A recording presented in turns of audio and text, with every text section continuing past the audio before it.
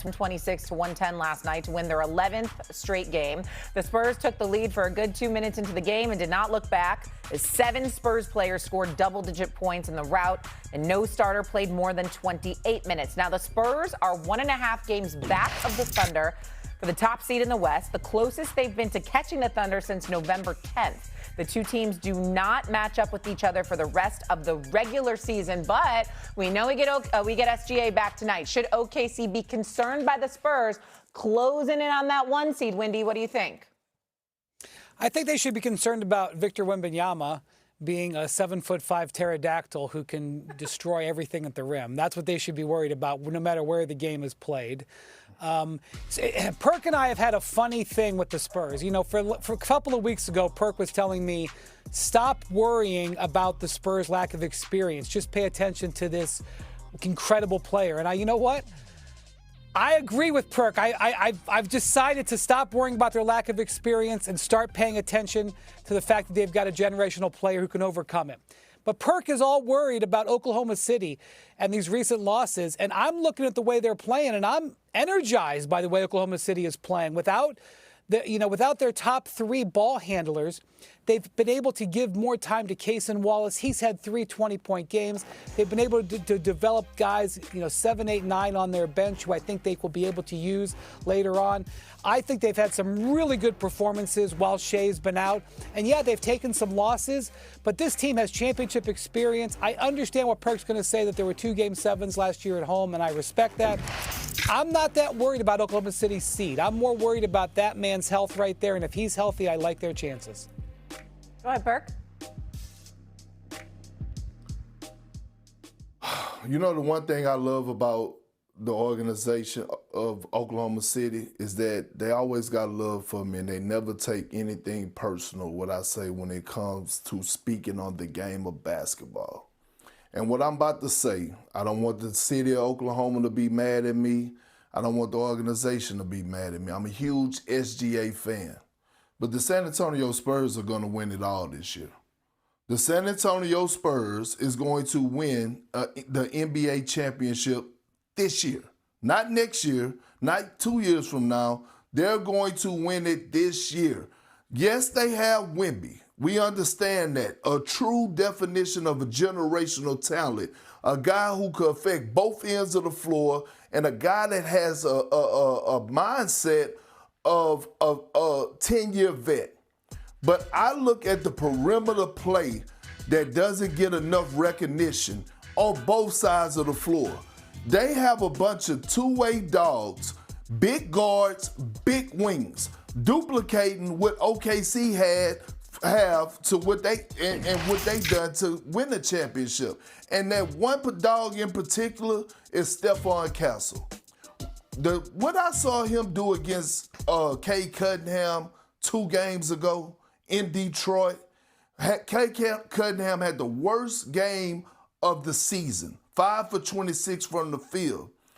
And now they're a game and a half back from OKC. They're going to get the number 1 spot. And I don't want to hear anything about lack of experience, because I believe they understand the mission. The mission is they want to get as many home games as they possibly can in this postseason, and it's going to favor them. The San Antonio Spurs will win the NBA championship this year. No, they will not.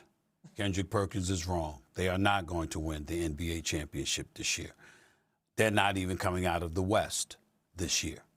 I believe one of the 2 teams, meaning the Denver Nuggets or the Oklahoma City Thunder, despite losing 4 games in 5 meetings against San Antonio this year, will derail the San Antonio Spurs from going to the NBA Finals.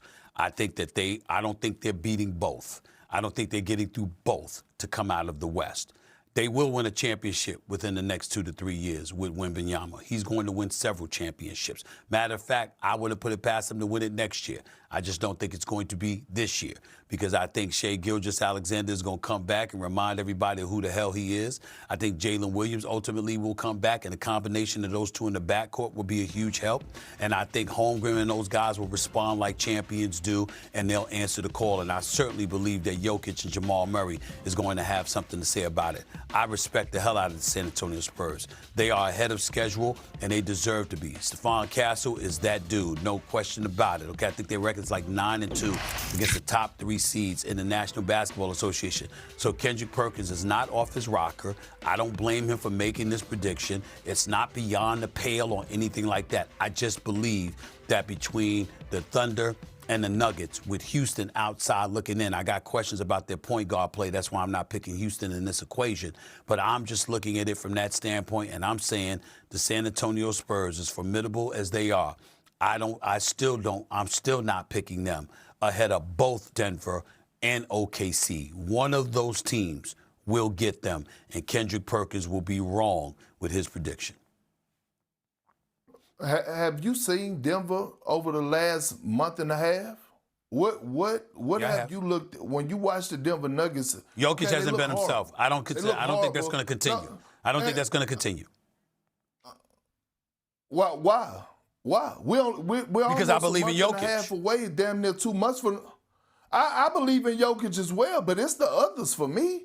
Like, they haven't shown me right now that they could be elite for his perimeter defense. They had a good win the other night against the Boston Celtics, but as Wendy alluded to yesterday on First Take, the Boston Celtics were coming off a back-to-back. Nothing right now is convincing me that the Denver Nuggets are a real threat in the Western Conference. When you talk about soft tissue injuries that Aaron Gordon is battling right now, that hamstring, the same hamstring injury he battled last postseason. When you talk about Peyton Watson, a guy who's having a career year, he's out with a hamstring injury. And then I'm thinking about SGA, right? I know SGA is phenomenal, but he's coming back off a soft tissue injury as well, abdominal strain. So then we looking at J-Dub, just re-injured that soft tissue injury. And who's to say that they're going to play both of these teams in order to get to where they're trying to go? Because in a perfect world, if it happens the way I figure it's going to happen, I believe that the San Antonio Spurs are going to get the #1 spot. The Oklahoma City Thunder are going to finish second. The Denver Nuggets are going to eventually finish third. And so the OKC Thunder and the Nuggets are going to have to duke it out to get to the Western Conference Finals. I'm not. Hold on. All right, what? I'm not picking San Antonio to get the #1 seed. I think OKC is going to hold on to the #1 seed.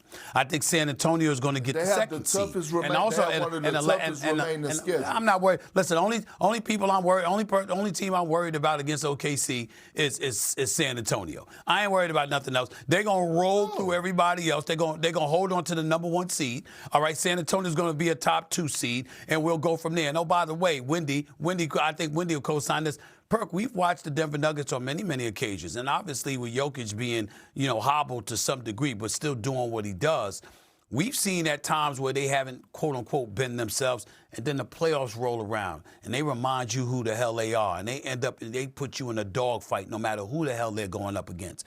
I expect that Denver Nuggets team to show up in the postseason. That's why I'm saying what I'm saying.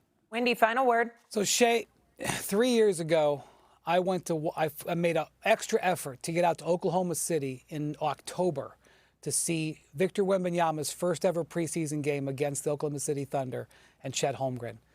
And I watched the first half of that game with 1,500 other people in that building, and I had goosebumps because I was so excited about where the future of this rivalry is going to be. And I listened to Stephen A. and I listened to Perk, and I think they're both making good points.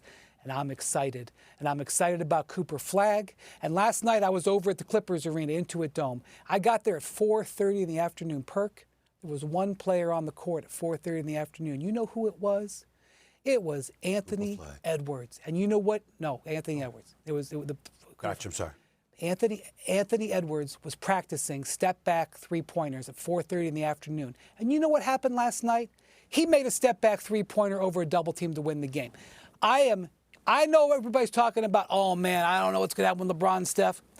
I am extraordinarily excited And this potential coming League is in battle, good hands. because I like watching Jokic also. He's my favorite player to watch. This coming battle between the Spurs and the Thunder, it's going to be awesome, and it's going to be awesome for years to come. And that's what I'm excited to watch. I don't know who's going to win it. Probably Oklahoma City this year, but Perk, I want to see if you're proved right. I'm excited to watch. Can I say this to both of y'all? Well, you made reservations. Something. I want to say this to both of y'all because I'm watching y'all every chance I get. You know that. And I'm watching these games. And I got to say this to y'all.